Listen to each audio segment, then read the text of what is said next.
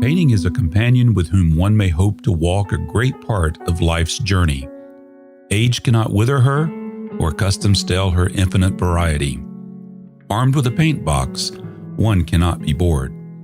Winston Churchill, artist and former Prime Minister of the United Kingdom.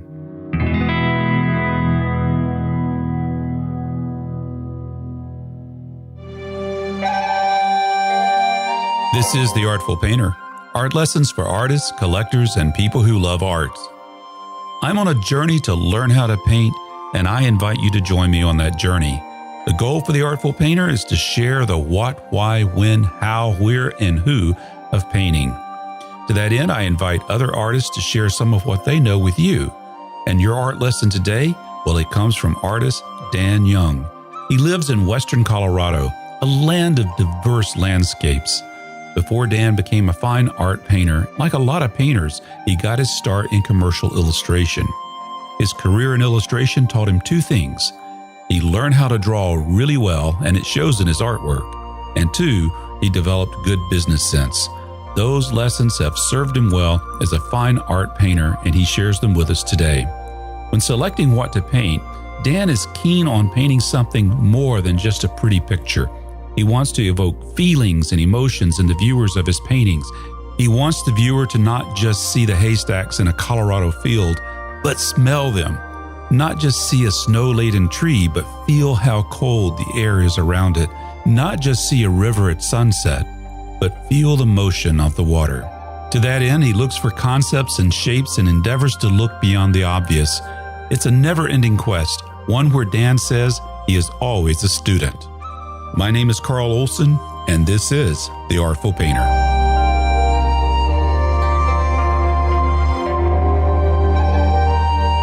I may ask a few dumb questions because I'm a beginner at painting. That's why I attended the workshop back in March that you came. So this podcast, the premise of it is I'm on a journey to learn how to paint, and I'm taking my listeners with me. There's a lot of podcasts out there where the person is already an accomplished painter, they know what they're doing, and so their questions are going to be way up there in the artistic stratosphere intellectually. Well, absolutely, and I think that is a valuable, asset, I guess is the word that you're trying to do, because when you teach, you get such a range of students, and a certain percentage of them you do shoot over their head.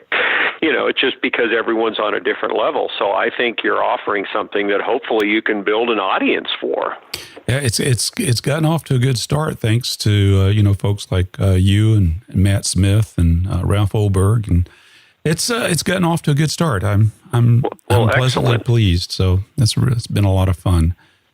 Well, that's it. You got to have fun with it. That's it, because the pay's real good. Exactly. Well, and one of the funniest quotes that Skip Whitcomb says, I don't know where he got this, where he stole it was, but his quote is, "This business is way too serious to be taken seriously," because it will just, it's hard to stay on top of it. So yeah. I don't know when the first time I heard him say that, but I said I can relate to that. Well, Dan, I am so happy to have you on the Artful Painter podcast. It's great to have you here today. Like I say, I'm excited to be here. Let's see, you're in Colorado, stating the Correct. Obvious here. What part of Colorado? I'm in Western Colorado. I love to tell people I'm sort of in between Aspen and Vail because it sounds impressive. But I'm not that close. I'm about 40 miles from Aspen and about 60 miles from Vail, so...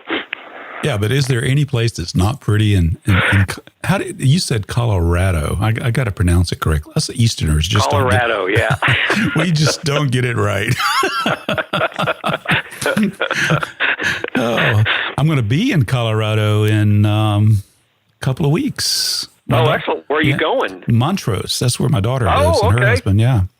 Oh, no kidding. Well, that's where Ralph is. You probably know that. Yes. Yeah. I hope to meet him there while I'm there. So that's looking forward to that. He's a good guy. Ralph's one of the most, genuine, down-to-earth people you'll ever meet. Well, I got to ask you a really hard question right off the bat here, because I like those. Okay. What is your caption? What would be on your tombstone? The reason I was inspired by this is I just read a book about Frederick Remington, and he wanted on his tombstone, he knew horses. So what would be your caption, or I don't want to say on your tombstone because I don't want you to depart right away. Right. Yeah, that is a tough question, and I think part of it for me would be, he's always a student.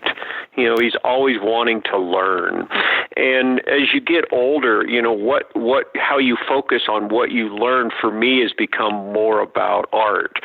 So, I mean, I definitely think he'll always be a student.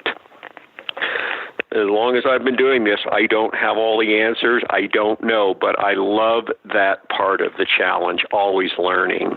I think that makes it fun. I mean, it does. Yeah. It can make it frustrating, too, because I still fall down. The key is you got to get up and try it again, and this is not easy. And anyone that tells you that is, in my opinion, they're lying to you, because this is a tough challenge if you really want to improve and get better. Well, I was a graphic designer at one point, and I thought, well, how hard could this be? Right. Boy, was I. Talk about hubris. Exactly. It was a whole lot harder than I thought.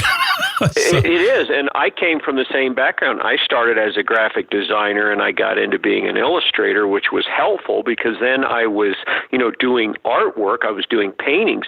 But it's a good thing when I decided to jump from being an illustrator to being a painter, a fine artist, whatever you want to title you want to put on it. It's a good thing I didn't know how clueless I was, because I took the first painting workshop I took, and I went, I don't know if I can learn all this. Just the amount of information that I heard that I just couldn't wrap my head around. And I was a successful illustrator. I was making a living as an illustrator, right. And I did not realize how much information to become a painter that I was unaware of. Well, did being a commercial illustrator, I'm sure there was a lot of fine lessons that helped. So what were some of the lessons that helped, and what are some of the things that might have tripped you up a little bit? One of the most important things was I was drawing every day. I started out as what's called a hardline illustrator, and I worked for a department store. I would go to work every day, and I would have to draw. They would give me some dishes, and they say, Dan, we need a rendering of these pots and pans from this angle with the light source coming this way. So my drawing skills improved dramatically. So that was probably the most important thing, was drawing skills. And then as far as being a business person, because even though I'm an artist, and you can hear all the cliches about being a clueless artist or whatever, you're still a business person. So being an illustrator, and it taught me how to operate as a business. In other words, they needed a product that I had to deliver on time. So that really helped with my work ethic. So those were probably the two most important things. Well, so the business side of it, did that come from being a freelancer? Yes, absolutely. I mean, I had to sign contracts. I had to meet with art directors. I had to I had to operate, like I had to do billing. I had to do, payable, blah, blah, blah. I had to run a business. And I still do that. It's different now because the whole thing has changed with the internet, but it's still operating as a business. About what time period is this in your career? Is this like in the 80s, 90s? Yes, I started illustrating I put it this way, I left illustrating in 1989 is when I decided to move back to Colorado. I thought, I'm an artist, I'll move back to Colorado and be a painter. What were you thinking? Yeah, exactly. It's a good thing I wasn't, and I had money in the bank. Yeah, that's good. No, the reason I was asking was a very mundane thing, because it was in the late 80s when the Mac, the Macintosh started hitting the desk of graphic designers. Correct. and Illustrator and Photoshop was just, it was in their infancy at that time. Yeah, definitely. Yeah. And that's what is interesting. If I had not gotten into computers, I'd have been out of business. I sort of laughed at computers at first. I thought, well, they won't put me out of business because I'm a painter. I'm doing paintings. It's a whole different animal. I would have lasted maybe 5 more years before I'd have been out on the street, flipping burgers or something, because they completely took over what I was doing as an illustrator, because I was mostly what you would call a product illustrator. For example, my biggest client was Radio Shack. Wow. So I did a lot of their toy packaging. I'd go over and they'd give me a little toy car and say, Dan, we need an illustration of this. We want it, coming over the hill, throwing rocks and dirt. We want a grandstand in the background or a sunset or whatever. And that's the type of illustration work I did, very technical airbrush stuff. So that was computers completely took that over. There's very little of that being done anymore. Yeah. Well, and one thing is for sure, when I look at your paintings, they certainly do not look like that type of detail or what you would think of with that airbrush, and that's a good thing. Exactly. Yeah, I mean, people have no idea how much harder it is to do what I do now than the technical airbrush stuff I used to do. It was very mechanical. There wasn't a lot of emotion in it. They gave me I was a product renderer. I was pretty good at it. It wasn't very exciting other than I could give it to them and they'd go, oh, that looked like a photograph. I have no desire to do that with my artwork. I don't. That's the worst thing someone can say to me is my painting looks like a photograph. I want my paintings to look like paintings.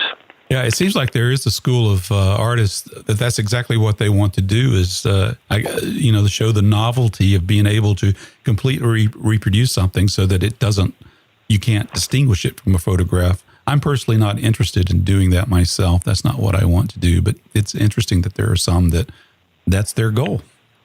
Well, it is, and you're exactly right. I mean, and there's nothing wrong with that. I don't have an issue with it, but it's not my purpose. I have no desire to do that. I want to bring in more an emotional level to it. You might as well just take a photo of it. And that's, but that's, like I say, totally my opinion. And the big difference is the public, a bigger percentage of the public relates to, oh, that looks like a photograph. Yeah, I've heard that too, and I think they intend it as a compliment. But as an artist, you're kind of you say, "Oh no, that's not what I want to do." It's supposed to look like a painting. So, what makes it look like a painting, Dan? What's the difference? I mean, the big difference for me is, does it connect on an emotional level beyond the fact that it looks like a photograph? In other words, if it emotes a feeling, if someone looks at one of my winter pieces and says, "Oh, that makes me shiver," then it's a successful painting in my book. I paint a lot of what I'll call rural western Colorado scenes, and I've done a lot of paintings of, let's say, stacks of hay, and a lot of these paintings that I've sold of stacks of hay, people will say, oh my gosh, it reminds me of my grandfather's farm ranch we used to go visit when I was a kid. It has that feeling. That's a successful painting. Not that they can count the straw in the bales of hay. It's about trying to connect with that viewer on an emotional level, whatever that emotional level is. Do you think it's I'm trying to identify what the characteristics of a painting are that elicit that type of emotional response? Because I agree, there's something about a painting that's well executed that does do just that. But is it the way we interpret the color? Is it the texture? Is it what is that? I think it's a combination of all those. And the challenge for me in particular was to do that without putting detail. I want my paintings to not necessarily be about the subject. I want to be about the feeling of the subject. Well, that's a lot harder to do than you think. In other words, to paint a tree in winter, I don't want to be painting dead branches. I want to be painting the silhouette of that tree that feels like the wind's blowing it, or it's got frost on it, or whatever it is, without the details. So it's a combination of all those that make it feel like the subject. But to get to that point, when you went from illustration to painting, what were some of the frustrations and some of the lessons that you learned? I guess I'm interested in that transition from illustrator to fine art painter. Oh, absolutely. Yeah. And I would love to say it was an easy transition. When I first started, I was taking 30. Yeah, I was taking 30 by 40 canvases outside because I was a good renderer, and I was doing paintings of, for example, pine trees, and I was painting pine needles on them and pine cones. I thought that's what'll say pine tree is the details of it, and I was fortunate on one level because I connected with a couple artists early on, people like Mike Lynch, whose work I admired, and he let me come to his studio and I brought some work, and he could see I had potential. He figured out I was an outdoor type of guy, and he said, well, knock it off. Quit taking photos. Just go outside and paint, and quit trying to do 30 by 40s and do little paintings. Quit using a number double aught brush and start with a number 8 brush. Paint with a 10 when you go out. And it took a while because, we tend to respond to details, I guess. We're oriented that way. So it took a while to realize, it wasn't about the details. It was about the shapes of things. And that did not happen overnight. I mean, it was trial and error, a lot of failures, but great perseverance, and not knowing how bad I was helped tremendously. Well, it reminds me of a photographer instructor that I know. He says there's 4 levels to learning. So, level 1 is you're incompetent and you don't know it. I think we all start there, right? Yeah, absolutely. I'm not that bad. And then the second is you're incompetent and you know it. And then, then you're competent, but you don't know it. And then finally you're competent and you know it, but you don't brag about it. Right. Well, that's a great way to approach it, because in my case, I was a successful illustrator. I was making good money, so I thought I could do this, and I really couldn't. I was so much more clueless than I thought. Well, then then you start to understand that. Then fear sets in, and what have I done? And the emotional. Then I'm running out of money, and it just becomes this vicious cycle of trying to keep the enthusiasm without, being worried about making a living doing it. Well, but you still got to start somewhere. So, and you did that. Yeah.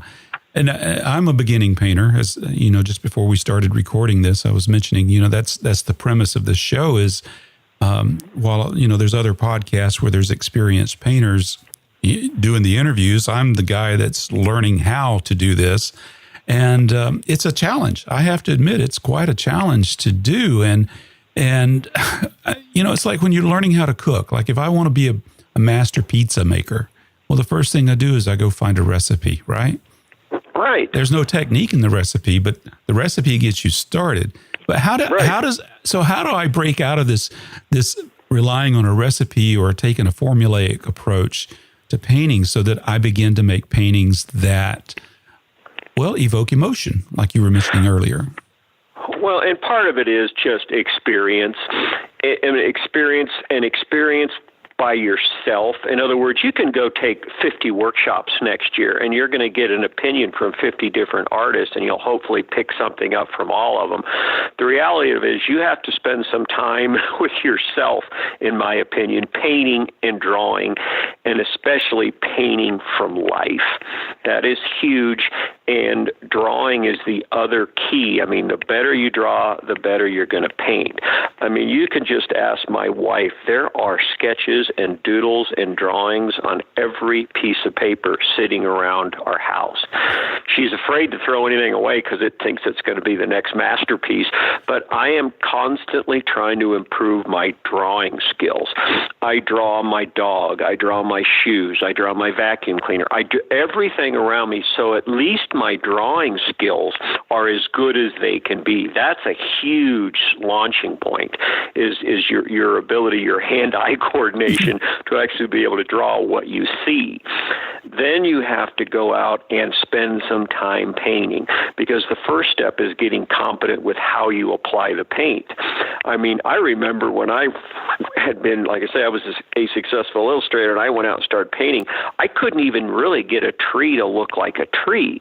There was a disconnect why I couldn't do that, because Dan was too wrapped up in the details of that tree instead of the shape of the tree and the silhouette of the tree, what really said tree.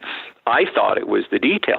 So that evolves over time, and you've got to get your skill level to a certain point before who you are will start to come out, in your paintings. It's like the way you sign your name. That's not planned. That will happen when you paint, too, if you spend some time, in my opinion, doing it. How long that takes varies. For me, it probably took 10 years before I felt someone could look at a painting and say, oh, that's a Dan Young. In other words, that's my signature way of painting. That's what you hope for, but it's different for everyone. I like that analogy with handwriting, because I did see some of my handwriting when I was like in the 4th grade that my mother had kept. Right. You might see something that kind of looks the way I write today, but it's not. And so that's so true over a period of time. And I think that's what I'm learning with painting. There's no shortcuts to this thing, that you just have to get out there and do it and not worry about these, like having your own voice or whatever, because that's just going to come out as you do it. No, that's absolutely true. And I mean, you see it today where there's so many artists copying other artists or copying deceased artists or becoming I'll use the word formulaic, I don't know if that's really a word, way of painting where they solve their problems the same every time because they have some successes. I was very fortunate that when I was starting to have some success, I took a workshop with Skip Whitcomb down in the desert, which I wasn't that competent at painting anyway. Fortunately, Matt Smith being a good friend, I'd spent some time down there. So Skip was teaching a workshop, and I went down there, and the first thing he did to me was take away my brushes. He said, no, paint with this, quit doing this, quit mixing your paint with. He intentionally tweaked my world. And after a week of terrible paintings, he basically laughed at me and said, I messed with you too, didn't I? And he just, he could see the potential, but he also could see I was doing everything the same way. In other words, I can paint a sagebrush to look like a sagebrush. Once you figure it out, if you keep painting that same sagebrush, you're sort of missing the point. And he could see that, so he intentionally tweaked my world. That was a real eye-opener for me, that even today, I have to be very aware that I'm not solving it the same way every time, whether it's the colors I'm mixing, whether it's how I approach the paint, or how I apply the paint. So I'm always trying new things of scraping it, push it, doing whatever to get the feel of it. I think I may have went off the road a little bit there, but I think that's you get okay. the idea. I mean, hey, we're four-wheeling it. Yeah, exactly. Off-roading. Yeah, like we used to say in the good old days, put the hubs in. We're going four-wheeling. That's right. People have no idea what you're talking about when you say that. Yeah. Well, that had to be disconcerting when Skip told you to. I mean, he took your brushes away. I mean, what? I'm picturing that scene. He's a nice guy. I met him I met both of you. Reasonably, yeah.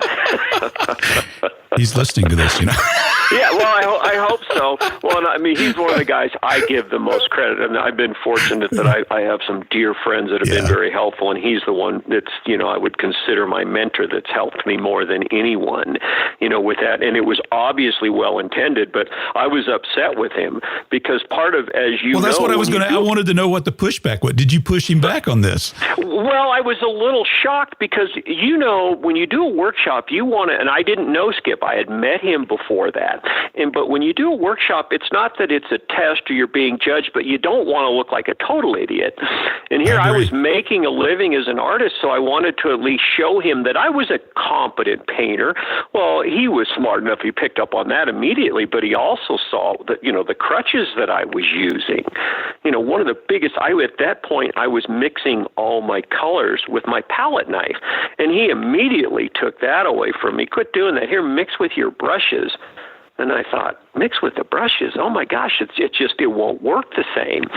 And now, oh my gosh, it's one of the things I love to do: swirl paint with the brush, put a stroke, and if I push hard enough, all those different colors that I mixed will come out. You get this beautiful broken color that's pretty tough to do with a palette knife. The point being, I was beating the life out of the colors with that palette knife. So he really tweaked me. That was a wonderful thing. But yes, I was extremely frustrated. I'm trying to think. I don't think I got a decent painting out of the workshop, but that's not uncommon anyway. But it was a wonderful. It opened a wonderful door for me and a friendship that I cherish to this day. Well, see, you opened up.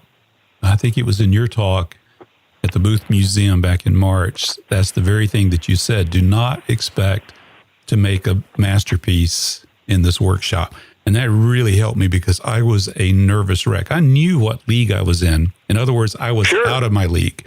But, I wanted, my approach was, I'm going to learn from the best. And I wished I could have done it from all of you, but I couldn't. So right, sure. Yeah, so I ended up going with Matt Smith and Ralph Oberg, but I would have loved to take in your class. That's the best you can do, yeah. But, that's all right. Those guys are okay, yeah. I mean, I would have loved to have taken it from everybody, but sure. And that was one of the challenges we had when we were putting this workshop together: is how do you present it so you don't overwhelm? In other words, if you'd have had one day with all of us, I think it would have been overwhelm. Oh, definitely. I mean, all of us will approach it a little bit different. We'll all harp on you about the fundamentals, but to a certain percent, it does become personal, and you may pick up something, from each of us, but there's that balance where it's not overwhelmed. So that's why we did it that way, but there was some other people that were sort of frustrated that they couldn't touch base with everyone. Well, I didn't. I don't want to sound like I was in that camp. No, to me it was a wealth.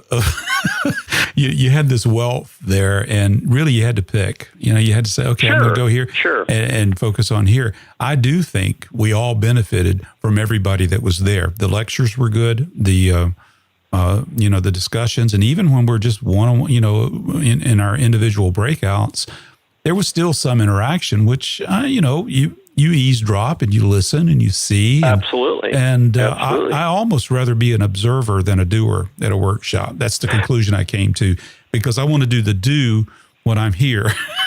Right. Well, and there's an absolute balance with that. You're exactly right. There's so much information. You're never going to figure it out if you don't actually do it at some point.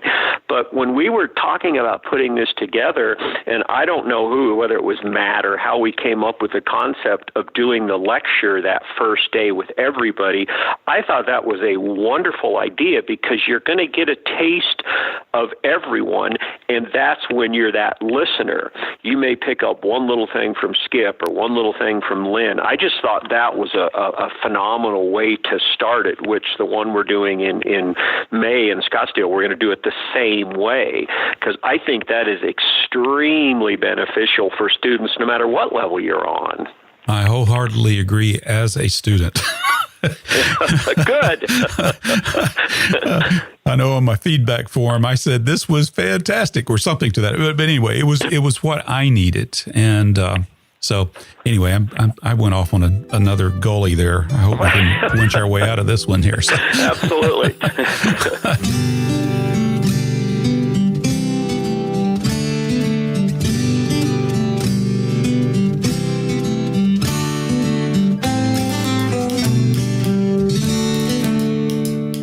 But speaking of workshops, I mean, one of the things I'm avoiding doing is taking too many. I mean, I've taken just the one this year, and then I'm spending the rest of my time for now trying to apply what I learned. And then that way, maybe next year I can do it again and see, because there's a wealth of classes I could take right now, right here in this area. The Booth Museum is fantastic for Georgia, offering these resources, and they have a great lineup of artists. But it's overwhelmed to do all of those different artists and all those different techniques. It's more than I can handle. as a person. I think you're very, very wise to realize that. I mean, there are people that do a lot of workshops in a year, and I think that's insane. What I highly recommend is you do, like you say, maybe one a year. Take what you can from that person, run with it, then work by yourself for 6 months, another year. Then, do your research, find another instructor, take another one with them.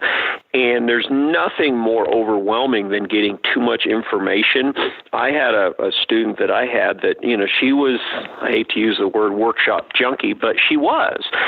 She'd been to them all, and everyone she'd go to, she would switch to their palette, and she'd try their brushes and their approach, and then she would go do someone else, and then she'd come back around and do one with me, and she was so scattered. It's like, you're never going to learn a palette when you're using 18 different palettes or trying to mix one. Whatever you do, run with it for a while, get comfortable with it, and then you'll hit a plateau. You'll work hard, you'll kind of hit a plateau. That's when you want to take another workshop. Someone that'll jar you out of that. Like if you're like I was, you're following a formula to get your successes. Anytime you can jar yourself out of that, you will move forward. Will it be frustrating? Oh my goodness, it absolutely will. But there is so much information, you can only take it in little bites. Right. Well, I think this is a good opportunity to talk about something I've been wanting to ask. I just keep forgetting to do it. One thing I noticed with all of you was very gracious. I mean, it was extremely positive experience. But as a student, I do know that there's a student needs to show some etiquette to get the most out of that class. And so I think we're far enough removed from that particular event. So as a student, what's the best way to get something out of that class? What are some of the good things and some of the not so good things that you've observed that we should avoid as students in a workshop? Well, I have done probably too many workshops, but it is a balancing act because you're dealing with people and you're dealing with personalities. And those of us that do teach, we always sort of chuckle between ourselves because almost every workshop you do get that one student, that wants all the attention. It's all about me, that ends up disrupting it for everyone. So there is, a balance with that. From an instructor standpoint, there's nothing more exciting than when you're working with a student and you see that light come on. So what I highly recommend the students do is jot down some questions before that workshop, but write down what you hope to get out of that workshop, what questions you have. When I get a student that engages me on that level, comes and says, Dan, I'm really struggling with edges. During this workshop, can you give me some advice on working with edges or values or whatever it is? It's so much easier from the instructor side of it is if you get an enthusiastic student, I don't care how bad they are. They can be absolutely terrible, but they're enthusiastic and ask, are somewhat aware of questions to ask, and I don't care what level they're on. In other words, that if they're positive and don't get frustrated with the process, it's so much easier for me, and they'll get a lot more out of it. Yeah, so I don't know if that helped or really answered your question. Yeah, it did. Yeah, because teaching is a challenge. More than anything, is you're balancing so many personalities. That's actually, for me, harder to balance the personalities than it is the level of the painters. I say if I get someone that's an absolute beginner that's enthusiastic and doesn't care when they fall down. I've had them in tears the first day. They're trying so hard and can't get. As long as they can push through that and can laugh about it, they'll get something out of it. But the challenge is more the personalities than it is the level of their ability. One thing I have noticed in general is sometimes you do have that one student that wants to impress, and wants sure. to, and then they ask questions, questioning the instructor. And Sure. Their approach. And I'm thinking, I didn't pay you. I didn't pay you. Right. I'm paying this guy over here, or this. Right. That's who I'm paying. I don't want to know about your stuff. Exactly. Or they'll argue with you. Yeah. I'll say, well, this color's too dark. Oh no, that's the way I see it. Well, so I'll try to explain to them. Oh no, I see it that blue, or it's wrong. they argue with you. I think, okay, why did you pay money to argue with me? Okay, whatever, and you tell them how wonderful they are and move on. Yeah. Well, that's a good point. And one of the things I want to get better at is asking better questions in a workshop. When you're first starting out, a lot of times you don't know. Yeah. Well, that's exactly it. I always try to tell my students that you can't paint better than you know. Right. Until you can wrap your head around it to understand it. And I will promise you, it does get easier, because a lot of that stuff does eventually sink in if you stay at it. Like I said, when I first started the first workshop I took, and not that it was a fantastic workshop, but it proved to me how clueless I was. And I thought, I can't absorb this much information. Well, I was driven enough that I went out and started painting a bunch on my own. And all of a sudden, this little aha would come in. Oh, that's what that means. I love to tell the story in my workshop. I think it was the first workshop I was in. I was set up painting. The instructor came by and he said, "Dan, that looks pretty good, but watch your edges." And he kept going. And I thought, watch my edges? Do I have paint on the side of the panel? I had no clue what he meant by that. Dan, that's exactly what I thought the first time I heard that. I felt like an idiot. Yeah, so did I. And the foolish thing, he was walking by heading to help another student. I should have stopped him and said, what do you mean? And he could have immediately, watch the relationships where your shapes overlap. And instead, and I don't know how far it was down the road when I was painting, when the little light comes on, ding! Oh, that's what he meant. Oh, thanks for sharing that, because now I don't feel so bad. Yeah, absolutely. I can laugh about it now. I did. I stood there with I'm sure a deer in the headlights look like, what, paint on my edges? What? Edges of what? There's only, I was totally lost. Well, I think the challenge of teaching and guiding and coaching and I did a lot of user interaction design, and my job was to help developers remember the things that they used to not know. Oh, okay. So we forget what we didn't know. And, right. And so we make assumptions or leaps of faith that, okay, they know this, and this. And then you realize, oh, dear, they don't know those things. Exactly. And it's a challenge, because when you have a balance of levels like that, you're putting information out there, even in your morning lecture, and you can look at, if you start getting that deer in the headlight look, we better back this thing up and sort of start over and, get them back to the basics here, and that is always the challenge with the different levels, but you can work through that. Well, I think we're coming up to another pass that we can take our little Bronco on. Excellent. I'd like to get more insight into what you like to paint. How do you select the subject that you paint? Absolutely, and that has evolved, I will say, over my illustrious career. I like the sound of that. When I first started painting, and it's probably a pretty common thing, is I went out looking for the obvious pretty picture. I live in western Colorado. There is mountain scenes and river scenes. There is obvious stuff all around me. And when I first started painting, that's what I went after. That's what I painted, and pretty much that exclusively. And then, I was painting the rural, farm scenes and that type of stuff. Well, as I've evolved in trying to figure this thing out for myself more than anything, I've kind of changed that approach. I rarely go out with something specific in mind.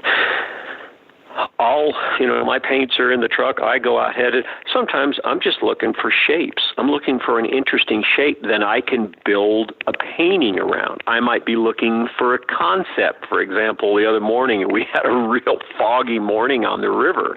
So I'm out here can I build a concept around fog, something that feels like fog? So I've kind of changed my approach that I don't go looking for pretty pictures anymore. I go looking for ideas. A lot of the paintings I do now are based off a shape. I'll be driving, look at the shape of the shadow coming off that mountain. If I blow that up so it's all of the composition and play this little shape of that fall tree off, that could be an interesting painting. So I go out looking for paintings or things that I can make paintings of instead of specific subjects or specific, motifs that are obvious. I try to look beyond the obvious. Do I still paint the obvious? I do. I got to make a living. It is what it is. But my whole approach has changed. And, during when I did that lecture down at the booth, I talked about, for me, how important it was to have this piece of open space so close to me that I go over there almost every day. Yeah, I'm very fortunate here that even though there's a ton of material, I found a piece of property that I don't even know what it is, maybe 5 acres, that has cottonwoods, that has an irrigation ditch on it, has the Colorado River, that has probably a dozen obvious scenes. And I have painted, I'm sure, well over 100 paintings out of this little piece of property. And if I line these all up, I'll guarantee you most people would not realize this is all the same little, 3-acre piece of property. Just in the parking lot alone, I have basically painted probably 360 degrees, every view and every season. I mean, I've done it at first light, last light, full moon, snowstorm, right now, fall colors. So in other words, I go back and revisit the same area a lot. What have you learned by doing that? More than anything, you start to see those things that are beyond the obvious.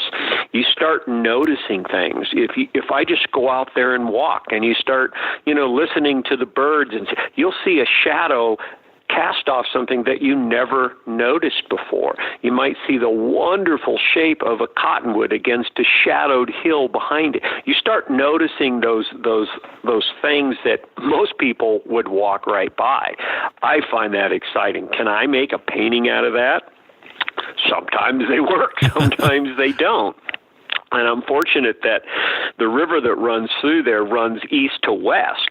So I get sunrise and sunset stuff that I have done countless sunrises and sunsets that I try to see how far I can simplify this thing down and still make a painting out of it. Yeah, well, in looking at some of your paintings, that seems to be a thread through some of them is this play of light in the morning or play of light in the evenings and afternoons. Light is very dominant in your paintings in just a fantastic way. I would love to be able to capture light the way you do in these paintings. It's just it does evoke quite a. I am stumbling for words here. These are great paintings. Well, thank you. And what it is, I was on a mission to do that. In other words, there, as you are very aware of, there's a lot of very competent painters out there today, and they're out there they're painting scenes, they're copying what they see, and they're pretty good at it. I don't have a desire to do that. So what I tend to do, and I've done it with night paintings, I've done it with moon paintings, I've done it with morning, sunrises, sunsets. I sort of go after it with a vengeance and see how far I can push it or simplify it down, or how I can tweak the idea, the concept, the design. I play with that stuff and I'll run with it for a while, and then I'll move on and say, I'm going to do some night paintings. Then I'll be going over there and there'll be cows. I'm going to do some cow paintings, and I tend to chase them for a while. And more than anything, I like to get them to a level that I'm comfortable with them, and then I move on. And then I may decide I want to do cows at night under a moon. Well, all that information that I've gathered from all that time, I'll say, focused on something comes back into play. So it's all like information I'm putting back in my files that I can draw from.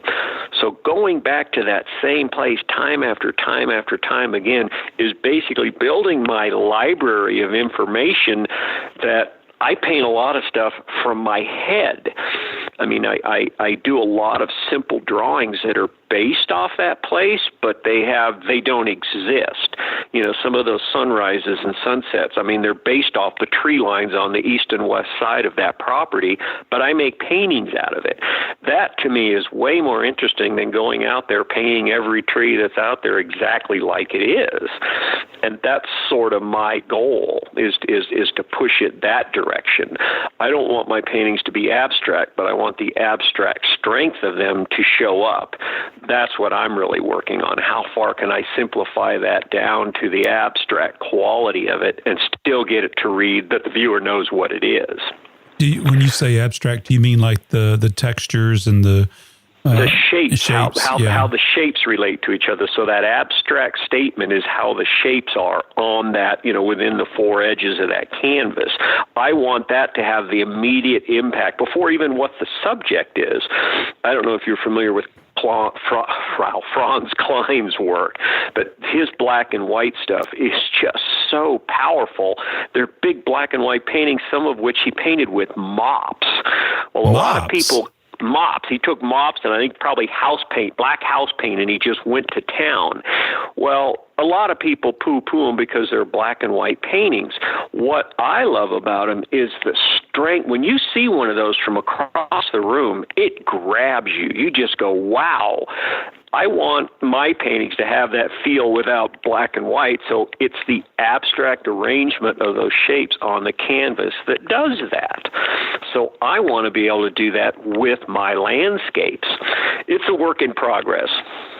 Well, I just saw something that reminded me of that at the booth. Right now they're displaying Quang Ho and I'm probably mispronouncing his name. Quang Ho. Yes. Yeah, Quang Ho and Scott Christensen. And so Quang has this huge painting that it was one of the first paintings I noticed inside the display area because of that very reason. It's black and white. It's grayscale. It grabs you. Mm-hmm. It does.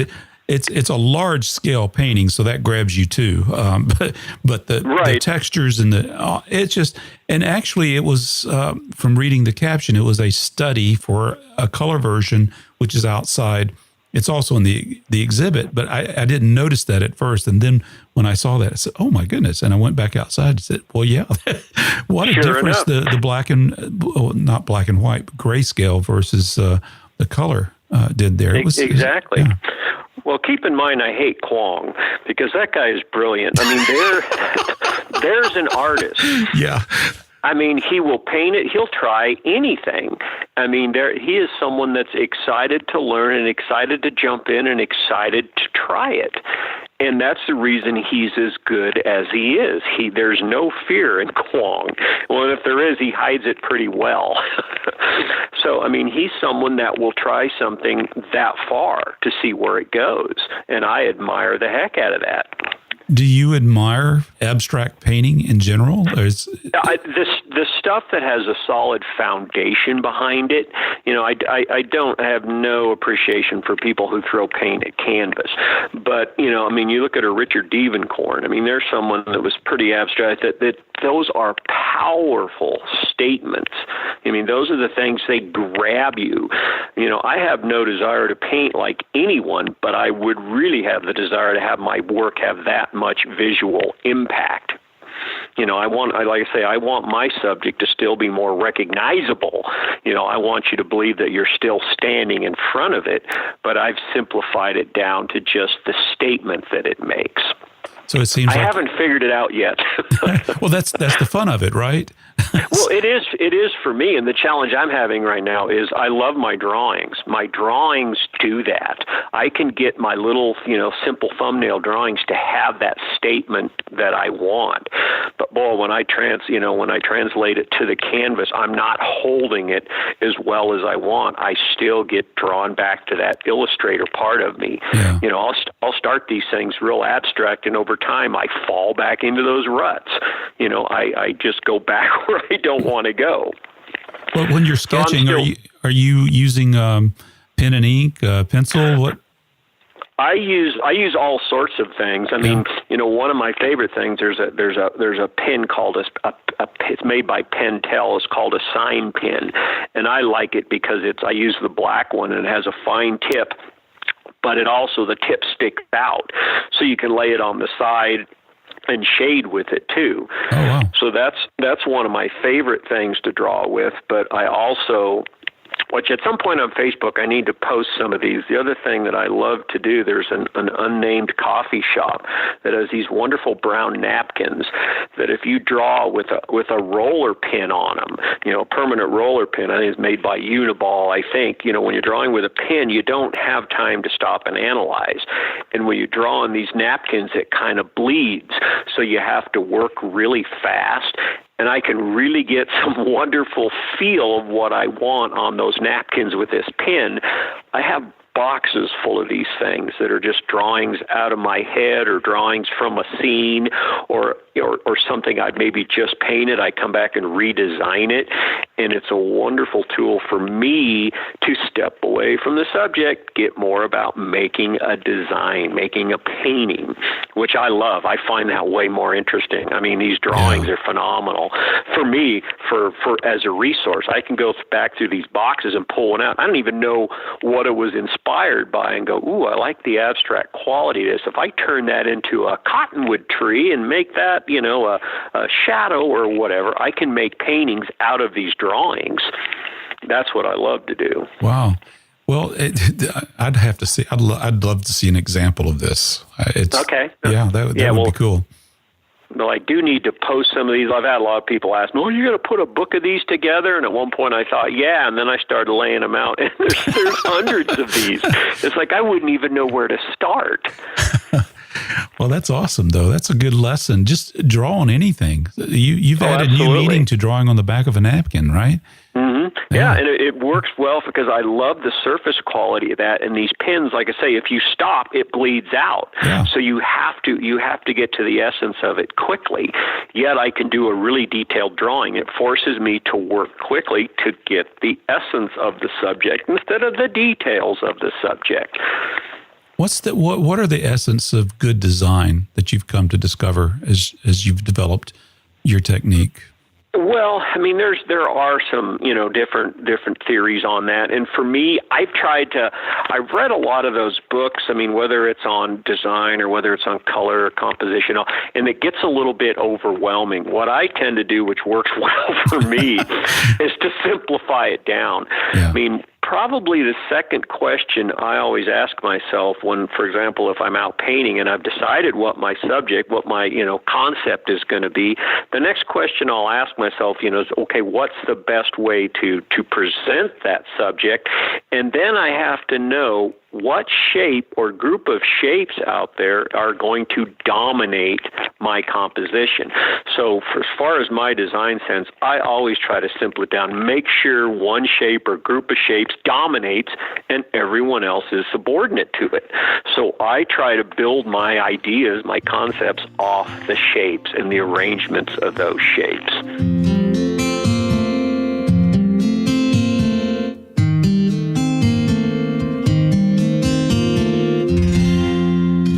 What's in your toolbox, Dan? As far as for in the field or? Yeah.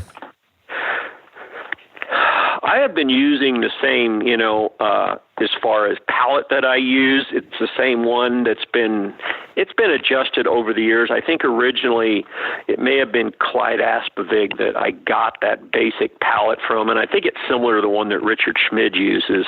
And it's evolved over the years. Some colors have come and gone, but I think it's really key to create a palette and work with it for a period of time, and then colors come and go. So I use the same palette out in the field and in the studio.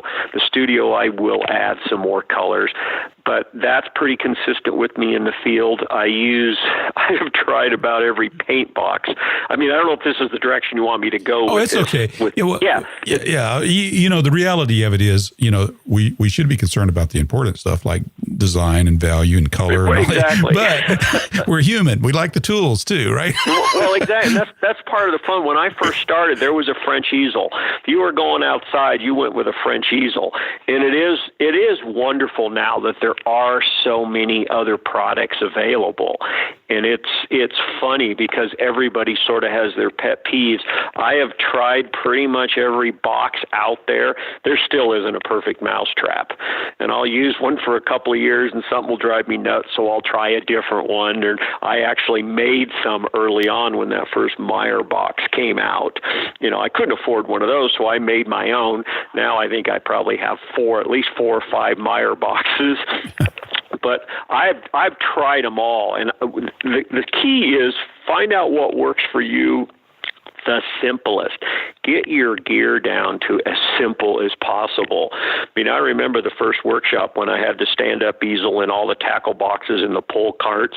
It looked like when I set up there was going to be a yard sale. And it took me, 20 minutes to get set up, and that's a whole different scene. So you've got to set yourself up. When I go out now, if I see a scene I want to paint, I can promise you I'm set up in painting within about 3 minutes. Yeah, you want very little friction. Exactly. I mean, this is difficult enough. You want to get your equipment under control. So, and there are a lot of them out there. I mean, right now, what's the one? I can't even think of the name of the one I'm using. That I'm happy with it. It's not perfect. It has its challenges. We'll see how much longer it lasts before I try the next mousetrap. But the key is figure out what simplifies it down for you. If you're pulling a pull cart and you've got a tackle box and an umbrella, and it takes you that long to set up, you're missing the essence of it. Right. Now, on your palette, are you using like a glass palette? Is it toned or is it wood? Well, I do have different boxes. I prefer a glass palette, and what I have always done is taken the palette out and put a piece of that. I don't even know if you can get it anymore. It's called contact paper. I stick a piece of that on the bottom of it before I put it in the box. That way, which has happened to me multiple times, when the glass gets broke, when you're on a pack trip in the mountains, it stays in place.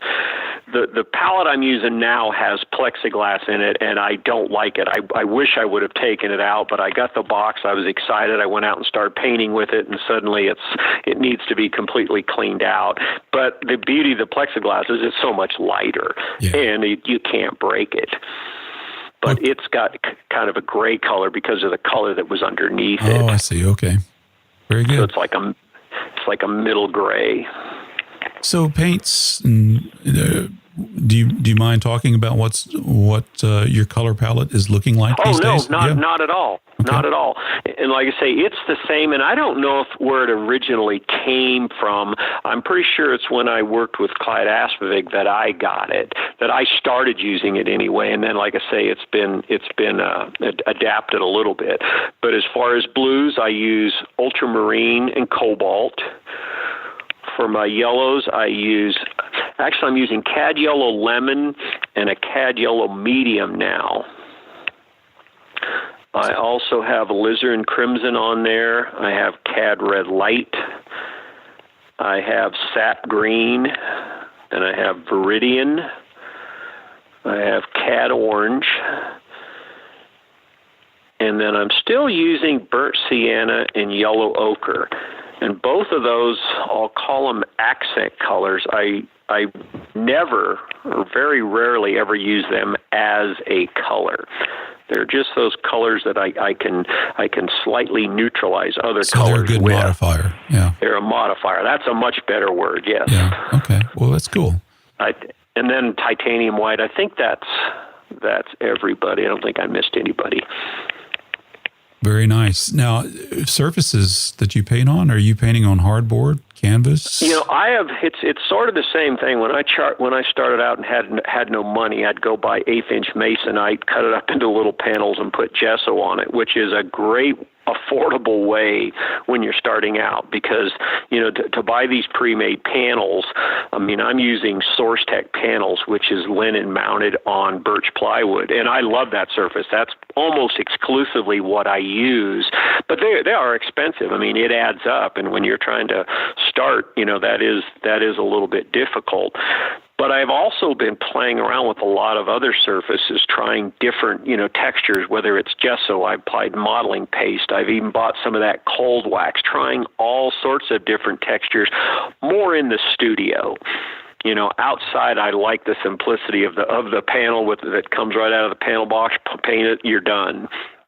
But like I say, there's several manufacturers, but they're all about the same price. Okay, that's the tools. Yep. That's it. Yeah, that's it's good. Pretty basic. Yeah, exactly. Oh, man. But no, I appreciate you sharing that information. I think we have a curiosity of, what people are using. And nowadays, like I say, there's so many of them. It can get a little bit overwhelming, and I think all these boxes are about the same price. You're going to invest about $300. So do some research. Talk to people that have them, see what they like and don't like. And then you sort of eventually got to jump off and try one. Yeah, exactly. Well, I don't think there is a perfect one. Yeah, I'm nowhere near this level. You have gallery representation these days, and I just thought before we close out this show that you could talk about the business side of being an artist. Sure, absolutely. What are some of the lessons that you've learned in marketing your work? There's things that have changed. Obviously, gallery relationships are still very important, but a lot of artists are going to online sales. I don't have much experience with either. Well, I have no gallery experience, just a little bit on online sales experience. I just want to get your thoughts on that as we move into deep into the 21st century here. Absolutely. Well, and it's interesting that you bring that up, because you're exactly right. It has changed dramatically. When I started, it was pretty much, the path was get to a level, go find gallery representation, give them paintings. They would sell your paintings, and life was good, and you do a show here and there, and everyone was happy. Well, that has changed dramatically. And, on one level, I feel for the galleries, because the gallery sales, at least for me and a lot of the artists I know, are not what they used to be. I wish I could tell you I knew exactly why. Yes, the internet is part of it. I think there's a lot of factors, but nowadays, you have to be willing to do a lot more. I could not survive in the world today just off my galleries. And I think I'm in 7 or 8 galleries. I don't even know. I'm in plenty of galleries, but they're struggling. And when the galleries struggle, their artists struggle. I have my opinion of what they're doing right and they're doing wrong, but it's my opinion. Part of the challenge, and being so I'm going to tell you my opinion, I guess, is they all represent too many artists. It's so hard today. There's so many artists out there. There's so many venues that when a gallery is going to represent you and they represent 40, 50, 80 other artists, they just can't do it. So they're struggling. So they're always looking for that next rising hot young star. Well, I'm pretty sure that's not Dan. He's not young anymore.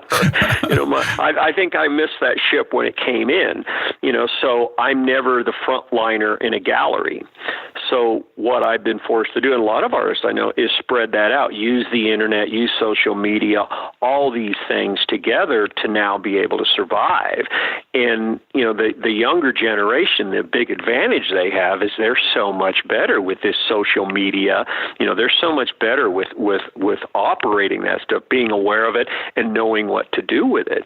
But, I just came back from Glacier with a Papa group, and that's one of the things we discussed. This group is, most of us are a little bit older, and we're all trying to figure that out. You have to dabble in everything. You have to try it all.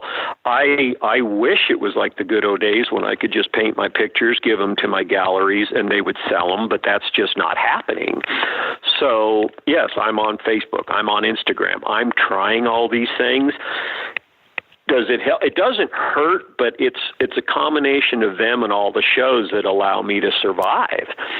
So if you're starting out now, you really need some galleries to kind of get your foot in the door. But the challenge with galleries is they see, hundreds of artists a year. How do you stand out as someone different? Like I said earlier, there's a lot of very competent painters out there. What do you have to offer, and can they sell it? And can you produce it on a consistent basis? I mean, there's nothing worse. I always have young artists, tell me, I want to go get in a gallery. I have 4 paintings I'm all excited about. I always ask them, well, if they sell those next week, what are you going to do? There's that fine line when you can jump off and do this full time, that you can produce enough work to supply gallery shows, whatever it is, and survive financially. It is a challenge. With this whole plein air explosion, I think that's been good and bad. I mean, it's been good because it has given. Well, it's been good for the fact that it's given traditional art a voice again. That whole movement, these plein air events have popped up like mushrooms. The challenge with it is the quality is not all there. It's almost become like a sales ploy. Show up at this plein air event to buy paintings. Well, they're trying to sell them because they were done plein air. And I have a real disconnect with that. I mean, I don't go outside to paint necessarily sellable paintings. I mean, this is not a spectator sport that they have turned this into. And it is okay for some artists. I mean, it is a starting point. There is a great way to connect, to meet other artists, but they end up having sort of a price point that, you price yourself out of them, because as more artists come on at a lower price point, it brings the level of quality down, which that may be what those will always be, where someone can go buy a $200 painting. It's pretty tough to make a living selling $200 paintings. So it's good because it's of the like I say, the resurgence, if you will, of traditional painting, but I'm afraid it's lowering the bar, which does not help anybody, because I can't imagine you can travel around doing all these events with your cost of fuel and lodging and food and make a living. Yeah. So I'm not sure it's all good. It is a starting point, but I don't do any of them anymore. It just doesn't work for me. I mean, price point's part of it, and I've never liked the fact that it's become like a competition. This is difficult enough to do when I can control my environment. So. Well, it is a challenge. Yeah, I see that. I mentioned it to Ralph Hoberg. I mean, we talked about that a little bit, about the sportification of plein air painting. Right. Yeah. So it's got its good and its bad. I mean, it does get the name out of some, but it has it's like all human endeavors. If you could get rid of the people, everything would be great, right? This would have potential, yeah. Oh, well. Well, you've probably seen they popped up in about every little town now as a plein air event. I think they all think they're going to get rich. It's going to bring all these people in. They're going to spend all this money. And I can't imagine trying to put one of those on. What an undertaking. Yeah, there is a lot of work into that. And there's just, to me, there's event overwhelm. When I look at our local calendar here in Georgia, I mean, there's so many things. You can't live long enough to go do all these things. Yeah, exactly. And so I just get frustrated and say, you know what, I'm just going to stay home and paint. Well, exactly. or go somewhere else. That is the challenge when you have an art show, you're competing with all those. My local gallery that I've been with for almost 30 years now, they really struggle what night in the summer to do an opening, because we have jazz in the park in Aspen. We have this going here, so they're always constantly, because like you said, there's so many events to do, people are overstimulated. Yeah, I mean, it is oversaturation in a sense, but it shows when too. You're trying to get them to slow down and look at your painting. look at me! I have this fun little painting of fog on the river. No, they're walking down the street looking at their phone. So I don't know what the answer is. Yeah, well, We just have to learn and adapt and keep doing what we do and keep improving the quality of what we do. That's what we hope for. Yeah, absolutely. I'm not glad to hear that it's a challenge for established artists like yourself. But on the other hand, I'm glad to know that, it can be done. And many of you are adapting, and that's good. Well, absolutely. And, I've always been an advocate of if you do good, solid work, honest work, there's a market for it. Just the challenge today is that market is different. Yeah. So you constantly have to be aware of that and try to figure it out. On one level, it's simple because all I really have to do is get my work in front of the people that appreciate it and are willing to, buy it. It's really that simple. The problem is, what's the easiest way to do that in an oversaturated, overstimulated world? Yeah. Well, it's an interesting problem. So I'm going to be looking into it. Not that I'm ready for that, but I have done it with video production and photography. So it is something I'm interested in. And maybe somebody will, or a group of us will have an idea that can help move us forward. And that's just it. I mean, it was interesting at that Papa event because a lot of those guys were also, and gals were members of that Northwest Rendezvous group that they had just had. And it was interesting. It sort of came back around to the same thing. Even groups like Papa that we have some phenomenal painters in. I mean, the caliber of the art is wonderful. Okay, so what's the advantage of being in Papa? Well, it's the advantage of being associated with a great group of artists, which raises the bar. So how do you market that group that we all benefit from? So it's this balancing act. And meanwhile, all of us artists, we're just trying to make a living and do our paintings. So it's always fun when artists get together and talk because they may have brilliant ideas, but nobody knows how to apply them. That's it. That's the problem. Yeah. Exactly. So it almost gets comical. Yeah, well, that's a wonderful idea. And who's going to do that? Well, and the other thing is there may have been an idea that worked, but can it be replicated? Because there's really absolutely. So many different factors. I've worked on projects that turned out really, really well from video production and thought, okay, well, let me do that again. Exactly. And it's an abject failure. He said, wait a minute, absolutely. I did the same thing as I did over here. Why did this fail and that one didn't, So yep.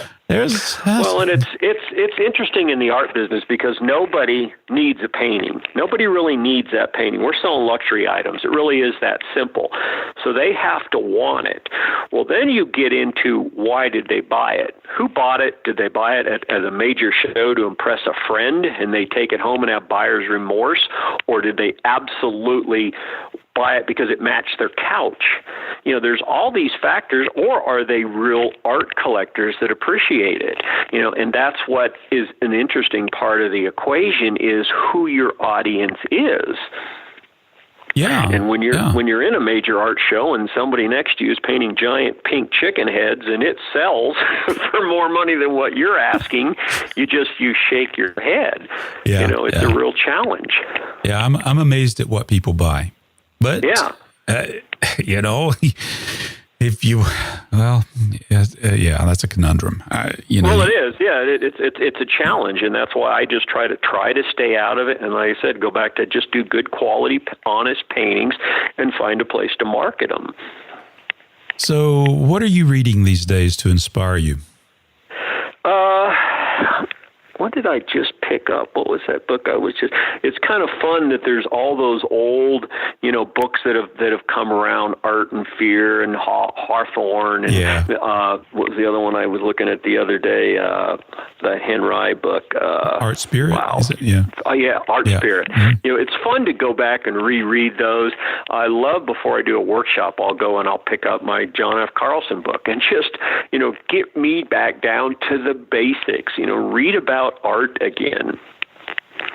So I'm always picking those books up. I may pick it up and just read a chapter. Well, that's what I do too. I love looking at old. I've been on a binge of buying vintage books. Some of the things have changed over time, but it's just fun to pick up a book that was printed in $18.95, and you see the person's name, that bought it scribbled inside there. Exactly. That is so cool to see that. Yeah. And some of the wood carving etchings in these books are just, I think they're amazing. And I know, and I'm hoping that stuff doesn't go away. I have a 16-year-old daughter, and she loves books. And we were talking about that the other day, and she was telling me, Dad, I love the smell of old books. She goes, I don't ever want to read a book on a Kindle. I love picking it. And she's 16, and it's like, okay, that's encouraging for a kid who runs around with her phone attached to her ear. It's impressive that she still at least appreciates books. That's great. That is so true. I talk to a lot of young people. I love people, and I like to help young people when I can. And that's one of the things I've seen is so many of them don't read at all. And I think, you're missing out. But it's, their attentions, there's so much competition for their attention today. Absolutely. And it's scary on a lot of levels. And that's what, this is the other discussion we have as artists. Most of my collectors are 60 and up. How do you generate interest in that next generation that is so overstimulated with their phones and their video games and all that? How do you get them to slow down and appreciate a painting on their wall? Yeah. But there is hope. There is hope. There absolutely is. And I think this whole generation of vintage stuff, you see a lot of these TV shows where they're, that vintage stuff that's coming back, that, 30-something-year-old that's redoing an old factory, and that's at least encouraging. They're slowing the pace down. Yeah. But it's interesting. My daughter has some interest in art, and she appreciates what I do, just not what I do. And she appreciates the art, the drawing. That's because your dad. Well, that I'm finding is a big part of the equation. She wants to do computer animation, at least today she does. Well, and I keep trying to explain to her, I said, you can train any monkey to do computer animation. What they want is the creative person who's designing the characters, who's designing the stories. And she's so good at that. It's like, that's what you need to focus on. Yes, you can work on your drawing skills. Yes, you can figure out the animation. But if you want to really have a job and be successful in this business, you want to go work for Pixar. The line around the corner when that job opens up at Pixar is going to be, 450 applicants. But if you're that creative one who can write the stories and design the characters, that's what they're interested in. Exactly. And that's where the challenge is. If they don't read, if they're not aware of only what's in their phone, I mean, it's scary. Well, when I had my IT company, and I would interview employees, and my last question always was, what have you read lately? Right. And I did that to you, but I wasn't interviewing you for a job. Well, that's good because my wife's pretty much convinced I'm unemployable at this point. So you're gainfully unemployed. There you go. I'm going with that. And I know I have an attention span. I have started about 6 books, and I start reading a book, I get all into it, and then someone says, "Oh, have you seen this book?" And I'll start reading that book, and I just get in this vicious cycle of too many books going at once. That's okay. It is, except for then I have to almost start over every time because, now, which storyline was this one? Yeah, I might read a chapter or two. Now, some I read cover to cover, but others I just read a chapter or two, whatever is interesting me at that moment. You bet. And that works better for me because I don't take time to read like I used to. And it's so wonderful when my 16-year-old daughter harps on me for that.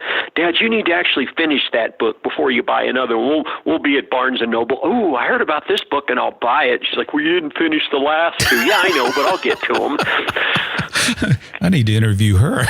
Yeah, well, absolutely. I'd get the real Dan Young story now. You absolutely would. Yeah, she's a pretty sharp cookie. Yeah. Well, have you read Winston Churchill's Painting as a Pastime? Parts of it. Yes. Yeah. Yes. That's a short book. It's really short. Yeah, it is. That one you can get through. Yeah, and it probably won't appeal to everybody, but the only reason I mention it is a lot of painters that are getting into it. Now, you mentioned all the gray heads, and that's true. A lot of us are older getting into this, and I like that book because he addresses that of getting into painting at an older age. So, right. So that may appeal to some of our listeners, but I do agree that it would be nice to see more younger people interested in the analog arts as opposed to, having their fingers on a keyboard or a tablet or something. Well, and it's funny you mentioned that I have I'll call him a collector who started painting, and he actually called me out of the blue one day, and he said, Dan, do you do lessons? And I said, no, I really don't do that. He wanted one-on-one lessons. You mean like piano or guitar? Yeah, I said, well, I'm pretty good with shadow puppets, but other than that, I'm kind of a... So anyway, we got to talking, a nice enough guy, and I said, I'm not set up to take somebody one day a week in my world. I said, but I'll tell you what, Thursday I'm planning to go out painting. Why don't we meet and go painting? And he said, oh my gosh, I'd absolutely love that. So we did. This was probably 7 or 8 years ago. Well, he's ended up becoming a very dear friend, and he did very well in the business world. He sold his business and walked away, and he wants to paint. And he is dedicated to painting, and he's a very intelligent guy. He's read every book. He's watched he's seen it, and now he's trying to apply it. And it is so fun to talk to him because he's realized it's so much more than book smarts. Trying to actually do, and he has no desire to paint to make a living or anything like that. He just wants to do a competent painting. And over the past 7 years, he's improved dramatically, but the potential to make a living would never be there. Unfortunately for him, it's not an issue. But it's fun to communicate with him because he's a very smart business guy. He's helped me a lot when we talk about the business side of what I do. He's always bouncing ideas. Well, maybe you should try this. That's not a bad idea. It's not something you hear of in the art business, but I like that. And that's what it takes in the world today. But it's fun to see him, and he's a hard charger. He falls down, he gets right back up and tries another one. And I admire that in his gumption to keep going. Well, Dan, where can people find out about you? Where do you want them to go to be their first visit on getting to know Dan Young, the artist? Well, there's the best way to do it is to go to my website, which is danyoungstudio.com. And on the homepage of my website, there's a place where you can sign up for my newsletter. I send out a monthly newsletter that sort of is about the news of what's happening, and it has the newest work I have and sort of what I'm up to, potential workshops, shows, anything like that I have found is a good way to keep people current with Dan Young. That's cool. I didn't even know that was there. I just, as you were saying that, I signed up. Well, excellent. So I am now a subscriber to Dan Young's email excellent. newsletter. I just sent it out yesterday, so I'll send you a copy. I'll pull it off there and send you a copy. Beautiful. Yeah, it comes out about once a month, and it's not this hard sell thing. A lot of my artist friends are talking about trying to do it now. It's just another way to keep my name out there, for potential, buyers, and it's totally me. Most of the people that get it, I just talk about, for example, this one, I had a little possible experience with a mountain lion. So, I put little funny stories and things that happen. So, yeah, and I know you're active on Instagram and Facebook. Yes, I'm trying those too. Well, I really appreciate you taking the time to talk with me and the Artful Painter audience here today. I'm really grateful to you. Thank you, and I enjoy it, and hopefully you can edit this and get some things you can use. I think we can use it all. This is fantastic. Excellent.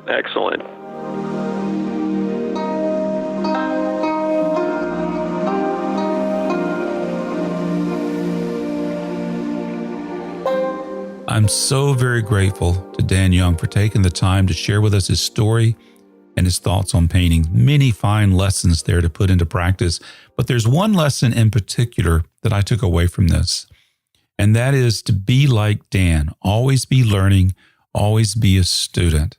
If we do that, if we apply what we learn and keep on practicing, well, our art's going to improve.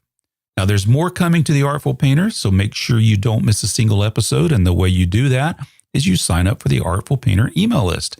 Each time a new episode comes out, you get a reminder from me in your inbox. So sign up at theartfulpainter.com, or you can also go to carlolson.tv.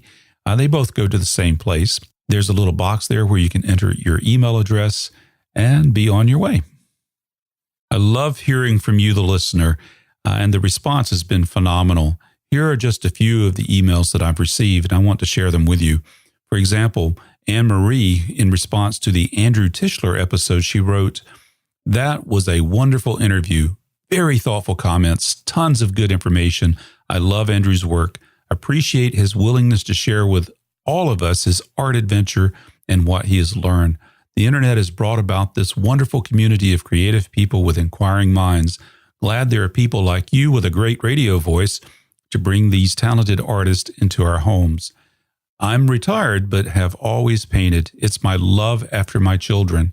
Life is so stressful these days that art gives me license for a little creative avoidance sometimes, and then I paint. Thank you so much. I will listen to your other podcasts. That was great, Anne-Marie." Anne-Marie, first of all, just got to tell you, thank you so very much for your kind comments. I agree. Andrew is a person who shares immensely, just a wealth of information from him.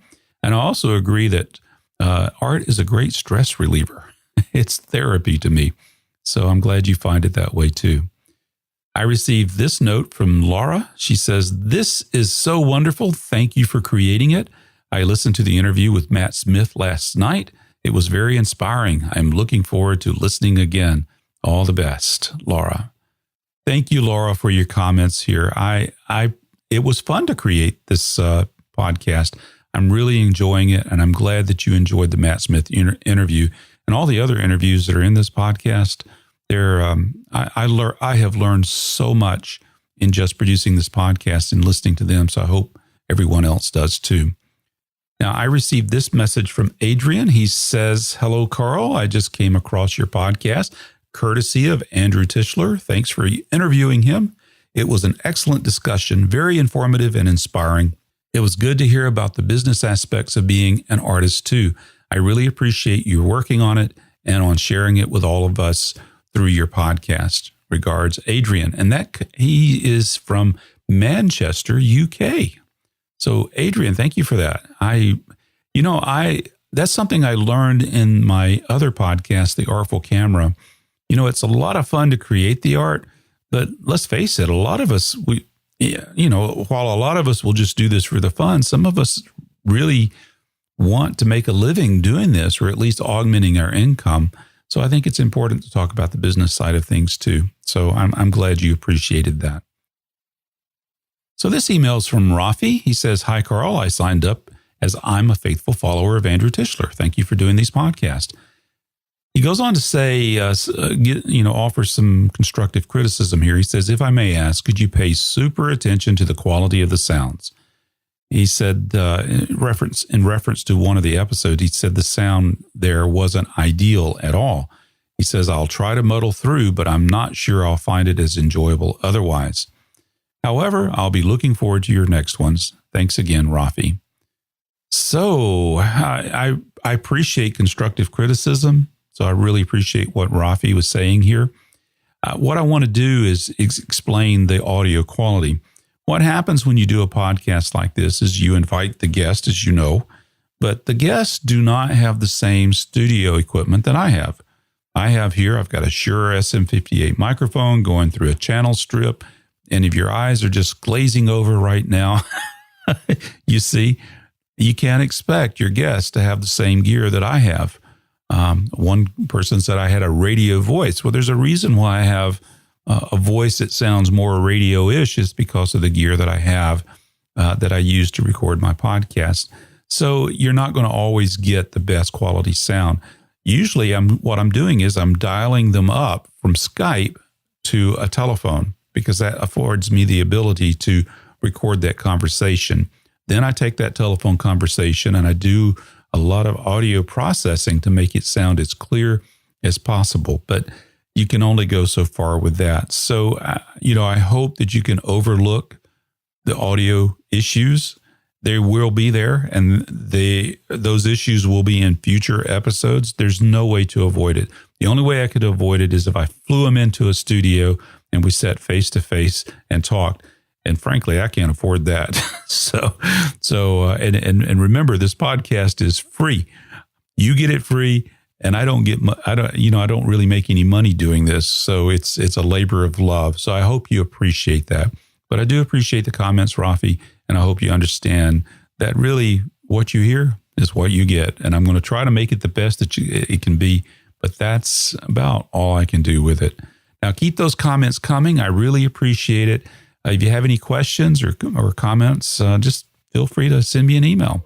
You can do that at my website, theartfulpainter.com or carlolson.tv, whichever you prefer. Like I said before, it goes to the same place.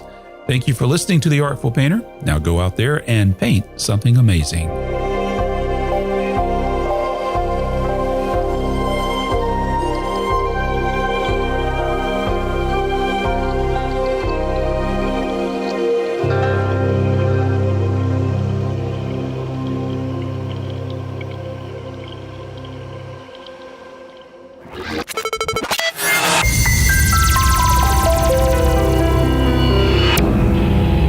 And we're getting a picture on the TV.